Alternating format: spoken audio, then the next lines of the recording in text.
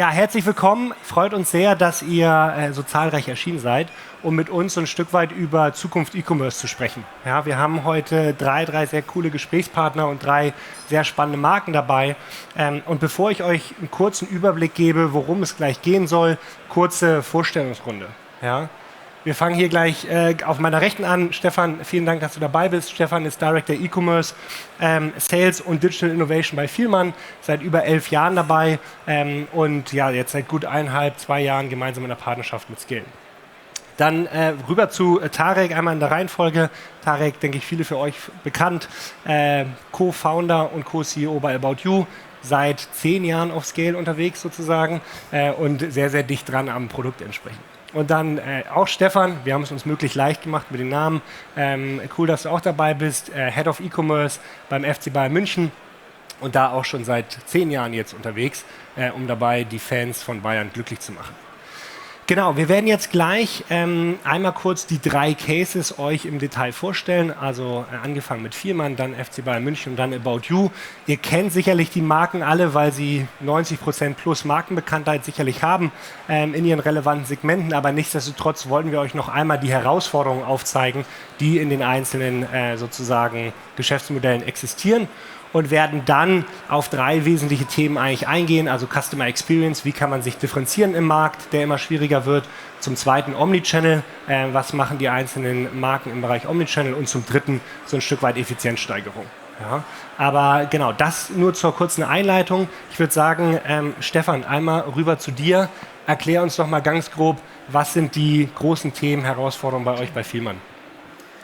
Ja, also ich würde mal sagen, also Omnichannel ist ja quasi unsere DNA und insofern ist auch die Entscheidung vor so knapp 2 Jahren, hast du gerade gesagt, ne, so ungefähr kommt es hin, gewesen von dem existierenden Stack, der halt über Jahrzehnte eigentlich gewachsen ist, sehr etabliert und auch gut funktioniert. Wir verkaufen 10 Millionen Brillen mit unserem bestehenden System und haben im Laufe der Jahre immer Sachen angedockt. So, und dann haben wir uns irgendwann entschieden, das Ganze halt auf eine neue Architektur zu setzen.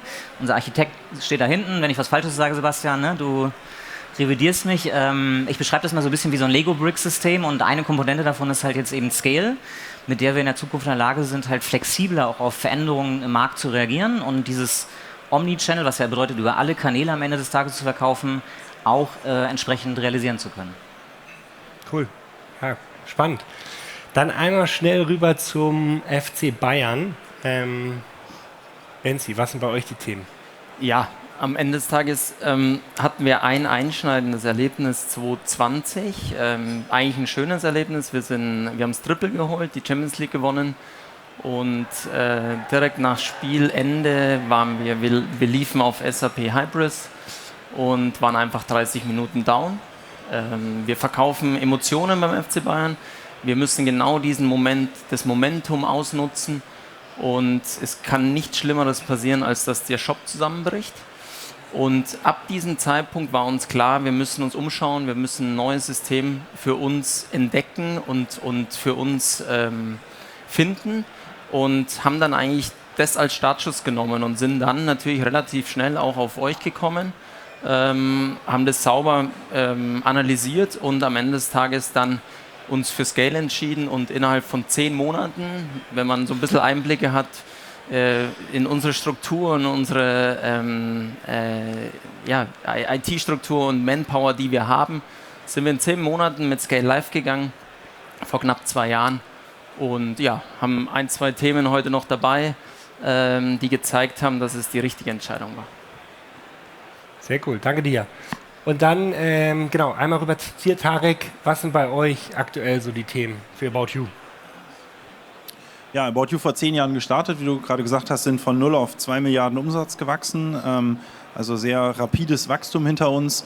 In der Vergangenheit waren die großen Themen, also im Wesentlichen Internationalisierung, sind in 28 Länder expandiert auf Basis des Scale Backends, können diese Länder auch sehr effizient managen. Und jetzt geht es darum, dass wir einerseits auf Marge versuchen, die Marge zu steigern, indem wir intelligenter werden in der Frage, wem geben wir wann einen Discount, wann reaktivieren wir den Kunden, um sozusagen dafür zu sorgen, dass wir keine Rabatte geben für Kunden, die so oder so ein Produkt gekauft hätten. Also quasi die Personalisierung von Gutscheinkampagnen oder Gutscheinen im Generellen, das ist ein großes Thema. Zweites großes Thema Loyalty. Also wir haben jetzt eine Bestandskundenbasis, die natürlich riesig ist. Es gibt 70 Millionen Menschen, die in Europa schon mal auf About You gekauft haben. Über 12 Millionen sind auch aktive Kunden und die Frage ist jetzt, wie man eben die aktiven Kunden noch mal aktiver bekommt und die Kunden, die aus was für Gründen auch immer nur einmal gekauft haben, zurück in den Shop bekommt. Da arbeiten wir gerade viel in Sachen Mikro-Incentives, also Kunden incentivieren, App runterzuladen, sich für Newsletter anzumelden, aber zum Beispiel auch regelmäßig auf die Website zu gehen, mit Reward-Mechanismen beispielsweise. Und als drittes Thema die Sortimentserweiterung. Man sieht es ja gerade an den Asiaten, die ja erfolgreich das Modell eigentlich etabliert haben, Fabriken mit Konsumenten zu verbinden. Und das ist auch etwas, was wir adaptieren wollen als quasi Weiterentwicklung des bestehenden Marktplatzmodells. Super, perfekt. Sehr, sehr spannend. Dann lasst uns einmal einsteigen auf die 3 Themen oder Thesen, die wir gemeinsam besprechen wollen. Und zwar zum einen ist das Next Level Customer Experience, wo wir so ein Stück weit sagen, es kommt jetzt auf die Differenzierung an, dann Seamless Omnichannel und zum dritten die Effizienzen. Wenn wir beim Thema Nummer 1 starten, der Customer Experience, glaube ich, haben viele von euch auf unterschiedlichen Vorträgen heute schon gehört, das Discretionary Spending geht runter oder ist niedrig. Zum Zweiten gibt es deutlich mehr Wettbewerb, der vor 4 oder 5 Jahren jetzt nicht unbedingt da war. Und folglich muss man sich als Marke extrem stark differenzieren. Ja? Und vielleicht da mal beim FC Bayern angefangen. Provokante Frage, aber ich würde ja sagen, wenn ich ein Hardcore-Bayern-München-Fan bin, dann quäle ich mich durch jede Online-Experience. Ja? Erklär doch mal, warum das dennoch für euch so ein Riesenthema aktuell ist. Ja, hast du total recht. Unsere Fans sind natürlich sehr treu. Da wollen wir uns aber nicht drauf ausruhen. Wir haben eine Verantwortung. Ich glaube, unsere Fans sind auch digitaler geworden, auch wenn die Kernzielgruppe vielleicht auch tendenziell etwas älter ist. Aber unsere Fans wissen, was ein Online-Shop können muss, was ein Online-Shop haben muss, und genau dieser Verantwortung sind wir uns bewusst und wollen da auch natürlich immer neueste Standards für uns entwickeln. Wir haben ein sehr kleines Sortiment, aber ein sehr komplexes Produktsortiment. Wir haben über 25% unserer Artikel sind personalisierbar. Das heißt, sehr komplex in der Struktur, und wir wollen in Echtzeit eigentlich auch dem Fan digital, sowohl mobile als auch am Screen, quasi in Echtzeit die Vorschau von seinem Lieblingsteil, in dem Fall dem Trikot, auch darstellen, und das ist definitiv verkaufsfördernd, und haben dann zusammen mit Scale den Trikotkonfigurator erstellt, und meines Erachtens, ich kenne keinen besseren, ehrlicherweise. Ich schaue mich viel um. Wenn jemand einen gefunden hat, darf er gerne mir den zusenden. Dann schauen wir uns nochmal genauer an. Aber darum geht es. Also wir wollen, wenn ein neuer Spieler kommt, natürlich genau diesen Moment ausnutzen und müssen diese Wege gehen. Und deswegen können wir uns nicht darauf ausruhen, dass Fans bei uns da sind. Das ist ein Riesenvorteil. Die zeigen uns auch den einen oder anderen Fehler mal an.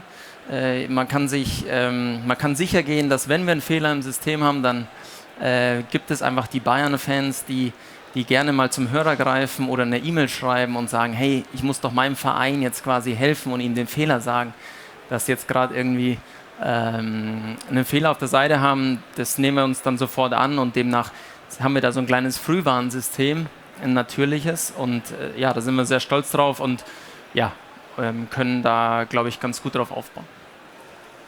Cool. Und ist natürlich auch extrem margenstark, ne? Weil ich glaube, die Beflockung kostet euch nicht viel, aber der Kunde ist schon bereit, 10, 20 Euro locker für zu bezahlen. Ne? Ja, das ist natürlich genau das, worum es geht. Es geht um die Spieler, es geht um unser Trikot. Wir bringen mittlerweile 4, 5 Trikots im Jahr live. Das steht auch ab und zu in der Kritik, aber trotzdem, es funktioniert. Wir haben auch die Kunden und Fans, die sich jedes Trikot holen. Ich würde nicht sagen, dass wir das ausnutzen, sondern wir wollen einfach es darstellen, und im Markt, und wenn man sich mal die anderen Vereine anguckt, was die Bayern-Fans natürlich nicht tun, aber wir machen es, dann sind wir da definitiv, glaube ich, noch preislich ganz gut unterwegs, und natürlich ist es getrieben durch Adidas. Es wird alles irgendwie teurer, aber wir versuchen da schon stabil zu bleiben und kommen dann über neue Designs und neue Ideen.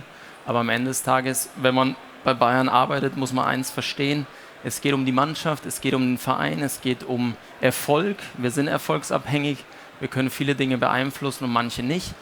Da sieht man, dass wir natürlich auch verfügbar sein müssen, Wir müssen die Vlogs auch da haben. Wir müssen jeden Spieler sofort anbieten, wenn er kommt. Und das merken wir sofort und demnach funktioniert das ganz gut.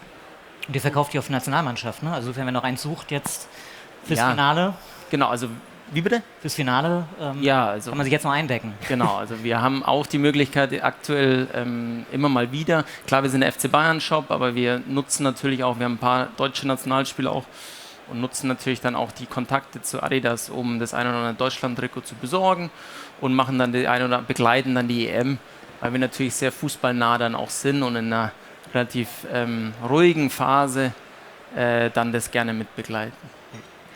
Cool, und dann habt ihr noch das Thema Auktion, nicht wahr? Hilf uns da mal zu verstehen, funktioniert das schon sehr gut oder ist das noch ein Marketingstunt? Also es funktioniert sehr, sehr gut. Es ist eine relativ alte Technologie, die wir eingebunden haben.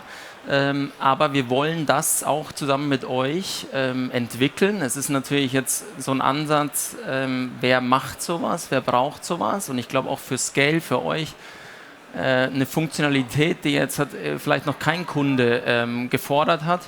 Aber die Idee, wir sind sehr nah an den Spielern, wir haben die Möglichkeit auf Spielerartikel, aber auch auf Unterschriften zuzugreifen. Und ja, die Sachen funktionieren sehr, sehr gut. Da steckt unser Verein, der Hilfe e.V. dahinter. Also wir versuchen da auch für Wohltätigkeitszwecke diese Plattform zu nutzen und wollen sie im Idealfall auch dann bei uns auf der PDP im Shop integrieren, weil aktuell ist es noch eine eigene Seite aus dem Shop heraus und hat ein Riesenpotenzial, aber immer so ein bisschen mit angezogener Handbremse. Wir wollen da jetzt nicht das auf die Spitze treiben und Unsummen an Gebote da einsammeln. Andere Vereine machen es anders. Die verlangen für ein unterschriebenes Trikot einfach 1.900 € und bieten es im Shop an und funktioniert auch sehr gut, was wir wissen. Wir wollen es eher dann unter dem Hilfe e.V. stellen und da für einen guten Zweck dann auch zugutekommen lassen. Cool. Rüber zu Vielmann. Ich würde ja schon sagen, dass es eine relativ komplexe Produktkategorie ist, die ihr da versucht zu verkaufen online. Hilf uns doch mal zu verstehen, wie ihr das ein Stück weit aktuell gut hinbekommt, da eine ähnlich gute Customer Experience zu schaffen online, wie es in den vielen guten Filialen schafft. Der Clou ist eigentlich am Ende des Tages, dass die Customer Experience immer übergreifend ist. Ne? Also in dem Moment, wo du anfängst online zu verkaufen, hast du in einem etablierten Geschäftsmodell, das über 50 Jahre immer gleich funktioniert hat, sofort auch die Erwartungshaltung, dass es online auch genauso gut funktioniert. Und wenn man mal so als Zahl, so 70% der Leute, die heute in unseren Geschäften eine Brille kaufen, die haben auch irgendwie einen Online-Touchpoint vor oder während des Verkaufsprozesses. So, das heißt also, vom ersten Moment an ist es eigentlich kein reiner E-Commerce-Case, sondern immer sofort ein Omnichannel-Case. Ich mache so 2 Beispiele, um das zu verdeutlichen, was das bedeutet, wie man es dann online hinbekommt, um es am Ende des Tages auch wirklich in einer ähnlich guten Qualität oder sogar besser hinzubekommen. Wenn ich heute eine Brille kaufe, wissen die wenigsten Leute eigentlich, wenn sie gefragt werden, was möchtest du für eine Brille haben, sagt irgendwie keiner, ich hätte ganz gerne jetzt irgendwie eine Square-Form, blau, Havanna-Farben aus Acetat. Das sagt keiner, sondern die sagen irgendwie so entweder, eine, die so ähnlich ist, wie die ich jetzt aufhabe, oder, deswegen tragen unsere Optiker zum Beispiel auch alle Brillen, auch wenn sie keine Sehstärke brauchen, die sie auf der Nase haben, die finde ich richtig cool, so eine ähnliche hätte ich ganz gerne. So, im Laden ist das halt super easy, der Optiker kann halt dann extrem gut beraten, das hat er über Jahrzehnte gelernt und weiß genau, was er erzählen muss. Online schickst du den Kunden halt erstmal auf eine Produktseite und er muss halt irgendwie erstmal selber klarkommen. Deswegen haben wir da sehr intensiv drüber nachgedacht und haben jetzt gerade so eine visuelle Suche eingeführt, mit der man so ein bisschen so wie eigentlich Google Lens funktioniert das. Ich kann halt ein Bild machen und kriege sofort Recommendations für ähnliche Fassungen, Farbe, Form, die so sind. Das heißt also, der Kunde kann dann sehr seamless weitermachen, in einem kleineren Auswahlsegment dann seine passende Fassung finden. Ein anderes Thema, wenn ich auf den Brillenkaufprozess, sitzen ja einige, die eine Brille aufhaben, die kennen das. Ne? Das ist ja nicht irgendwie so ein Convenience-Produkt, ich gehe in den Laden und sage, die hätte ich ganz gerne und dann gehe ich nach 2 Minuten wieder raus. Sondern das fängt an mit dem Sehtest, das geht dann weiter mit der Fassungsauswahl, dann wird die Fassung angepasst auf dem Gesicht, dann werden die Gläser ausgewählt und dann komme ich meist nochmal vorbei, um sie abzuholen. Und dieses Thema Fassung auswählen und dann auch prüfen, ob sie mir irgendwie steht und ob es halt auch für mich fittet, das ist halt etwas, was man im Laden halt macht, das halt ein Mensch, ja? Und online stehst du auch wieder da, was machst du jetzt eigentlich? Und dafür gibt es halt virtuelle Anproben, die tatsächlich inzwischen sehr gut funktionieren. Gibt es also seit 3-4 Jahren eigentlich sehr etabliert in den meisten Optik-Online Stores kann man das halt verwenden und wir haben halt auch uns entschieden für eine virtuelle Suche von einem französischen Startup. Und eine Sache hat gefehlt, nämlich wenn man Brillenträger ist, kennt man vielleicht schon diesen Moment, ich habe jetzt eine Fassung aufgesetzt im Laden und da muss ich ganz dicht an den Spiegel rangehen, um mich zu sehen, ja, weil da keine Gläser drin sind in meiner Sehstärke. Ne? Ich habe -5, das heißt, ich bin eher so ein halbtoter Zombie, wenn ich die Brille absetze. Insofern, das online abzubilden, würde bedeuten, ich muss das Handy irgendwie so dicht vors Gesicht halten. Super bescheuert, macht nicht richtig Spaß, ist keine gute Experience.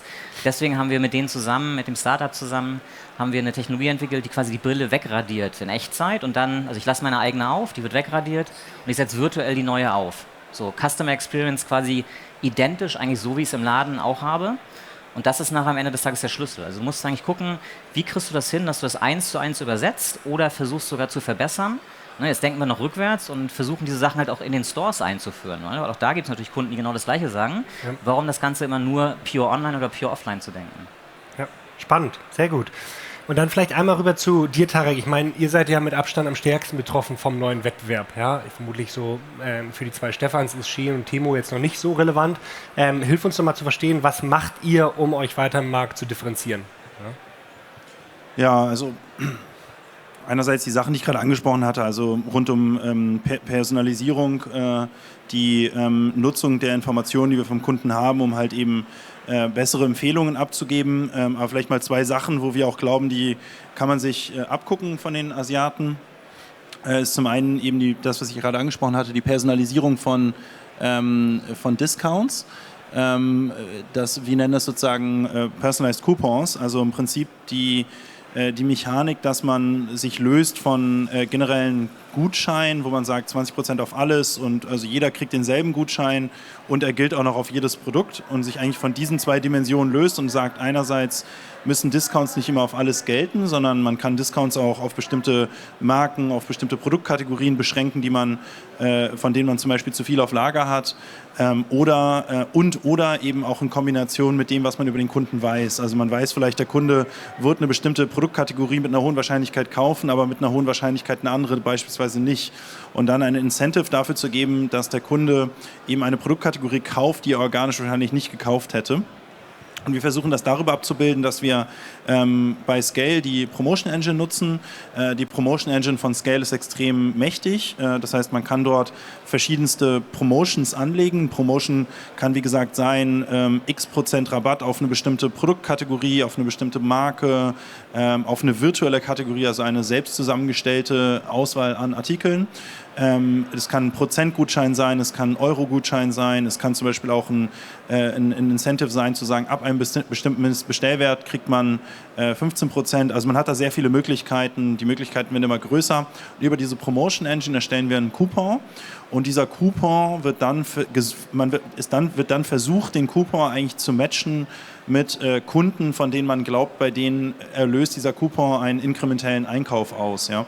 Das können zum Beispiel Kunden sein, die seit langem nicht bestellt haben, wo die Wahrscheinlichkeit, dass der Kunde rauschurnt, eine gewisse Wahrscheinlichkeit erreicht hat. Das können aber auch Kunden sein, die beispielsweise eine bestimmte Produktkategorie nie gekauft haben. Also beispielsweise ein About You-Kunde, der immer nur Kleidung kauft, aber noch nie in unserem Sportsegment eingekauft hat. Und man möchte den Kunden eben das Sportsegment näher bringen und glaubt, dass der Kunde organisch das eben nicht tun würde. Und dann würde man einen Sportcoupon erstellen, dem man dann eben diese Art von Kunden zuordnet. Und damit haben wir sehr positive Erfahrungen gemacht. Also wir testen das, das heißt jeder Coupon, der angelegt wird und jeder Coupon, der einem Kunden zugewiesen wird oder einer Kunden auf Basis von Attributen letztendlich vielen Kunden zugewiesen wird, da bilden wir immer eine Holdout-Group. Das heißt, wir haben einen Coupon, dieser Coupon wäre dann gültig für beispielsweise 20.000 Kunden, dann wird aber nicht 20.000 Kunden zugewiesen, sondern nur 18.000 Kunden und die 2.000 Kunden, denen er nicht zugewiesen wird, bilden die sogenannte Holdout Group, also die Kontrollgruppe quasi. Und so kann man eben feststellen, ist die Hypothese, dass es inkrementell ist, richtig gewesen oder nicht. Ja? Und so lernt der Algorithmus natürlich auch immer besser, welche Coupons zünden und welche Coupons zünden bei welcher Zielgruppe. Und damit haben wir sehr positive Erfahrungen gemacht. Wir haben also das Thema Promotion Engine bei Scale ist jetzt in den letzten 6 Monaten deutlich weiterentwickelt worden. Ist jetzt kein Thema, was wir seit Jahren schon quasi in der Intelligenz quasi betreiben, aber haben da jetzt 1,5 Milliarden Coupons angelegt oder 1,2, ja gut, ich glaube mittlerweile sind es 1,5, aber ist auch egal. also wirklich eine hohe Anzahl von Coupons durchgetestet und haben eine signifikante Steigerung der Conversion Rate und auch der Profitabilität darüber festgestellt. Ja, absolut, vielen Dank, sehr, sehr spannend. Ich glaube, genau das Thema extrem relevant für viele aktuell im Markt. Vielleicht einmal rüber zum Thema Omnichannel. Das wird ja sehr, sehr wenig diskutiert auf den vielen Messen. Nichtsdestotrotz, glaube ich, haben wir alle in 23 als auch 24 gesehen, dass die Stores immer noch extrem relevant sind und auch relevant bleiben werden. Und so ein Stück weit Vielmann ist natürlich ein Paradecase mit den über 1000 Stores in absoluten A-Lagen. Stefan, hilf uns zu verstehen, wie sozusagen intern ihr das Thema Omnichannel vorantreibt, da ihr durchaus auch Kanalkonflikte habt. Ja, alles, was du im E-Commerce machst, ist ja vielleicht Umsatz, der verloren geht im Offline-Store. Wie denkt ihr darüber nach intern? Ehrlicherweise wäre das schön, wenn das so wäre. Wir haben ein sehr luxuriöses Problem. Wir haben tatsächlich, sagen wir so schön, zu viele Kunden. Das heißt, wir haben eine relativ hohe Frequenz in unseren Stores, also in den meisten Tageszeiten, das ist auch mal ein bisschen fluktuativ. Nach Tageszeit, aber so morgens oder mittags, nachmittags oder am Samstag beispielsweise ist es immer sehr, sehr voll bei uns. Das heißt, wir haben hohe Wartezeiten teilweise. Wir versuchen das schon seit Jahren mit digitalen Ansätzen deutlich zu verringern. Beispielsweise haben wir mal eine Terminvereinbarung eingeführt. Das ist jetzt nicht irgendwie so ein riesen Rocket Science, aber es hat dazu geführt, dass die Kurve halt deutlich mehr abgeflacht worden ist. Und insofern ist für uns eigentlich Omnichannel so ein bisschen, also aus dem Kundenwunsch heraus natürlich, weil der Kunde eben sich nicht mehr in so eine Rolle pressen lässt und sagt, ich kaufe jetzt nur da oder da, sondern der möchte halt auch, gerade bei so einem komplexen Thema, schon vorher anfangen zu recherchieren. Dann will er schon Sachen konfigurieren, dann möchte er einen Termin machen, dann muss auch die Brille da liegen, wenn ich dann komme. Das sind alles so Erwartungen, die uns natürlich jetzt in die Karten spielen, weil wir dadurch einfach Zeit sparen können. Also unsere Währung ist eigentlich Kundenzufriedenheit und Zeit, danach erst irgendwie Umsatz, Absatz und Gewinn. Und Zeit, bloß um so eine Zahl zu nennen, 1 Minute, die wir sparen können im gesamten Prozess, ja, sind 100.000 Brillen pro Jahr mehr. Das heißt also, wir rechnen wirklich in Minuten am Ende des Tages bei gleichbleibender Qualität, was natürlich wieder schwer ist, weil wer sagt halt schon vorher, ob ich jetzt irgendwie eine halbe Stunde eine Brillenberatung brauche oder ob es eine Stunde dauert, dann fällt ihm noch ein, ich brauche einen Sehtest. Und insofern sind alles, was wir an Maßnahmen gerade einleiten, immer darauf ausgerichtet, dieses Thema noch mehr convenient zu machen. Und deswegen ist dieses Unterbau-Plattform-Thema so wichtig. Ne? Also am Ende sprechen wir darüber, dass es uns eigentlich egal ist, wo der Kunde gerade sich befindet. Er hat aber die Erwartung, und die müssen wir erfüllen, dass er möglichst einfach durch diesen Prozess kommt. Also ein Beispiel, wenn ich einmal da war und diesen ganzen Prozess durchgemacht habe die erste Brille gekauft, warum soll ich nochmal vorbeikommen für eine zweite? Wenn ich mir jetzt irgendwie zu Hause überlege, die fand ich super, gab es auch noch in Gelb, hätte ich ganz gerne in der Farbe oder eine Gleitsichtbrille, ich brauche noch eine Lesebrille passend dazu.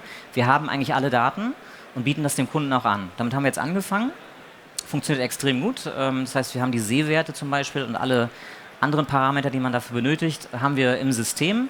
Jetzt geht es darum, das halt wirklich übergreifend rauszurollen. Wir sind so ein bisschen gehandicapt, weil wir in einem Segment unterwegs sind mit Medizindaten. Also es ist nochmal so GDPR hoch 2, ne? Also die Sehwerte werden vom Gesetzgeber behandelt wie Krebsmarker.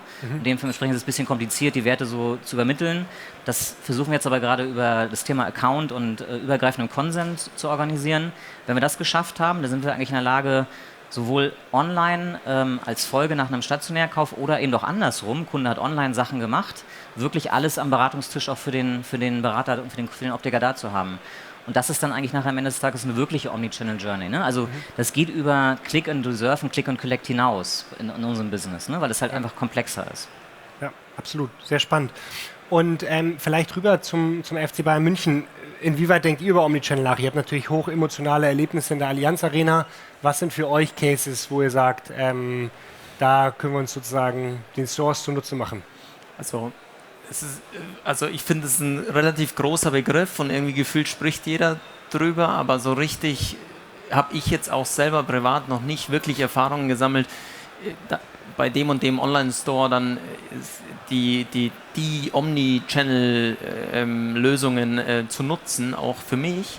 Wir haben es auf dem Schirm, wir haben eher den Ansatz, dass wir sagen, wir laufen, wenn wir an die Arena denken, wir haben ca. 25 Heimspiele, da kommen 75.000 Menschen ins Stadion und unser Store mit dem Umlauf, Kiosken, wir stoßen einfach an Kapazitätsgrenzen und die Schlangen bei so einer Flockmaschine, die schrecken natürlich auch extrem ab Und ich glaube schon, dass der ein oder andere dann sich nicht für ein Trikot entscheidet und vielleicht es aktuell online kauft oder wie auch immer, aber wir wollen genau diesen Case öffnen.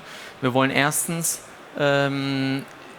Leuten die Möglichkeit, die wissen, sie kommen zum Spiel, die Möglichkeit geben, dass sie quasi vorab schon ihr Merch kaufen können, ihr Trikot kaufen können und wir bereiten es vor an einer Sammelstelle, sie holen es ab, ziehen es am besten gleich an.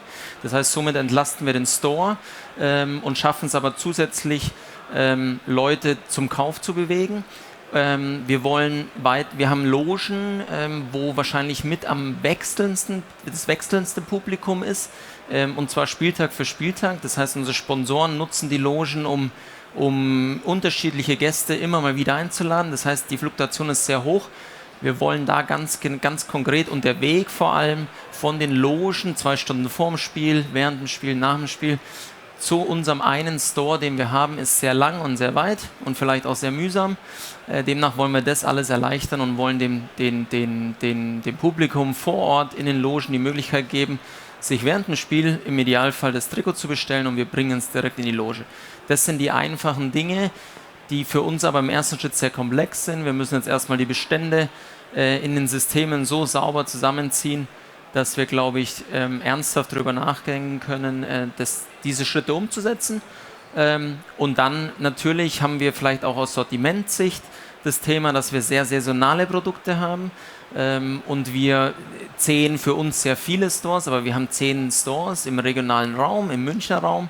Die wollen natürlich alle irgendwie auch die Ware haben und wenn die dann natürlich da ganz gut funktioniert und wir online dann auch irgendwie Gas geben und den Traffic drauf bringen, dann wollen wir natürlich zumindest bei ausverkauften Größen die Möglichkeit bieten, dass die Größe online angeboten wird, wenn sie noch in den Stores liegt, im Idealfall verschickt wird und wenn er um die Ecke ist, kann er es sogar abholen.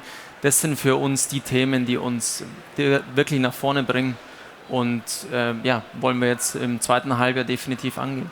Ich glaube, das ist auch eine der größten Challenges, ne, im Omnichannel. Ne? Also in dem Moment, wo du online was anbietest und stationäres Geschäft hast, erwartet der Kunde, dass das, was er online gesehen hat, auch sofort im Laden verfügbar ist. Was echt eine Herausforderung ist. Ne? Ja, die haben natürlich ein Platzthema. Trotzdem wollen sie irgendwie auch, weil am Ende des Tages, wenn wir aktivieren und den Newsletter verschicken und dann ist es schon so, dass die in den Stores den Traffic kriegen. Die stehen teilweise im Newsletter da und wollen genau diese Produkte haben und die wollen wir natürlich auch bedienen und andersrum genauso. Und das ist für uns eine Serviceleistung, die wir mit unseren Stores, die gerade jetzt mit diesen gerade in München, also wir profitieren gerade stark, nicht nur von der EM, sondern ich habe jetzt letztens gelesen, 25% mehr Touristen sind in der Stadt. Das merken wir natürlich und deswegen laufen sie sehr, sehr gut und wollen gezielt überall eigentlich das Sortiment anbieten. Sehr gut, dann vielleicht einmal rüber zum dritten Thema und zwar, du hast es eben eingangs schon angesprochen, ihr habt relativ viele Lösungen auch um Scale drumherum, Virtual Try-On als ein Beispiel, Auktionen ein anderes Beispiel. Hilft uns doch mal so ein bisschen besser zu verstehen, inwieweit die Backend-Commerce-Technologie so ein Stück weit ein Partner für euch sein kann, um Synergien zu schaffen. Ja, gutes Beispiel ist Trikot-Konfigurator und Brillen-Konfigurator. Am Ende gehen zurück auf Composite Products bei Scale, also sehr, sehr ähnlich.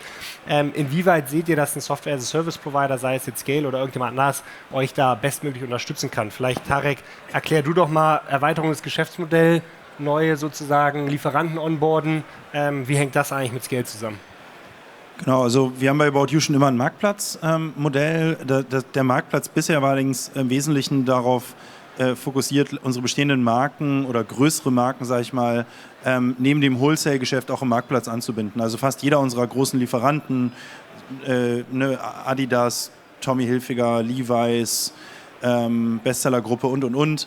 Bei denen kaufen wir immer im Wholesale ein. Die sind aber fast alle eigentlich bei uns auch am Marktplatz angebunden. Sprich, wir haben eine Connection zu deren Online-Shop über Scale und die pushen sozusagen die Produkte rein. Das heißt, wenn ein Produkt bei uns ausverkauft ist, dann rutscht aber das Produkt eben im Online-Shop des jeweiligen Markenpartners noch verfügbar ist, dann würde eben der Markenpartner nachrücken und wenn der Kunde dann bestellt, wird das eben zum Partner-Online-Shop weitergeleitet und der Partner-Online-Shop schickt es an den Endkunden. Also klassisches Marktplatzgeschäft.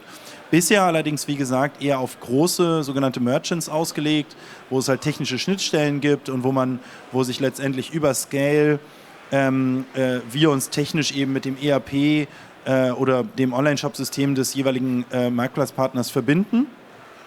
Was wir jetzt sehen, ist, dass unter anderem durch die asiatischen Modelle es eben die Möglichkeit gibt, eben mit Fabriken zusammenzuarbeiten.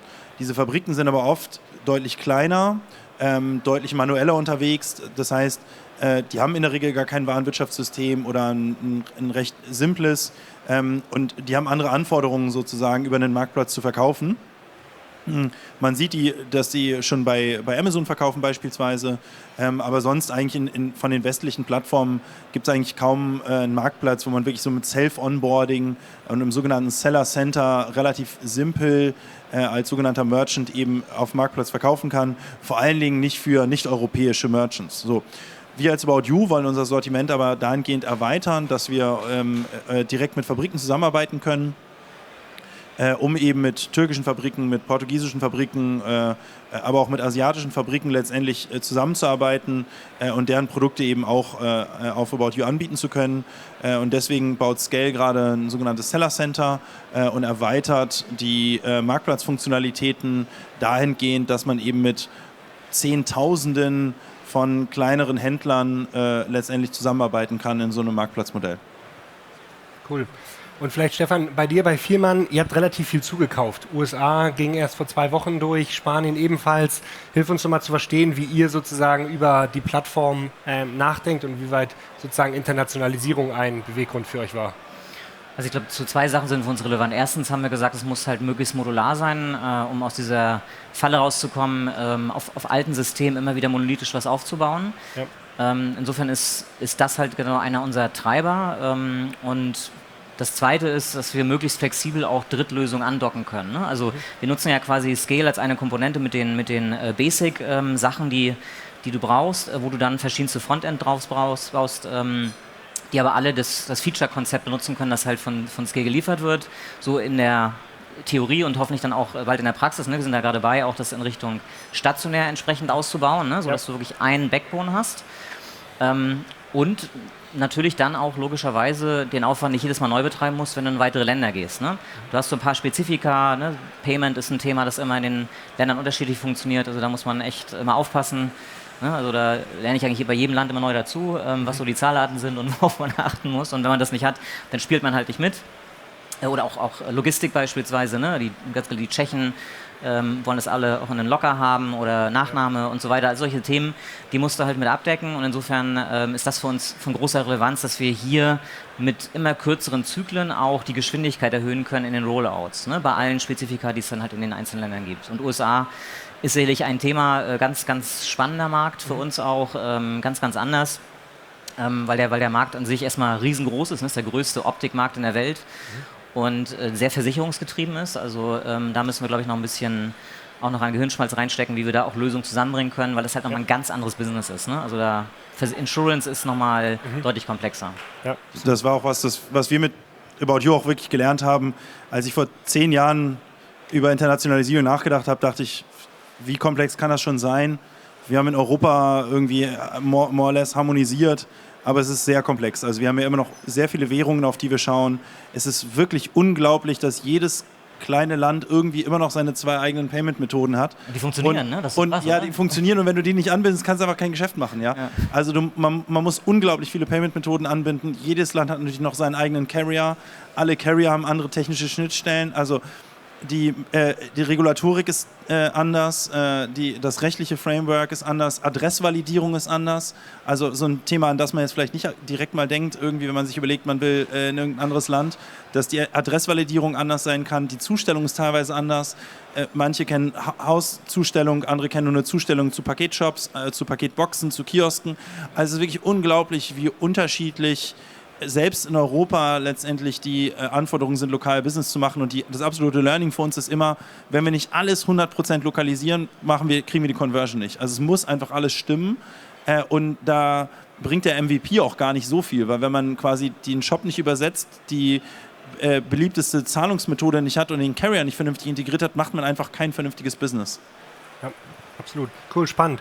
Und dann vielleicht, Benzin, mal rüber zu dir. Skalierbarkeit, ja? Damit hast du, glaube ich, eben gestartet. Erklär uns nochmal den Harry Kane-Fall, der uns bei Scale schon zum Schwitzen gebracht hat, weil das, ja, sag ich mal, 48 Stunden alles vorher passiert ist. Ja, mal, wie die Story lief. Das sind halt genau diese Ereignisse, worum es aber auch geht.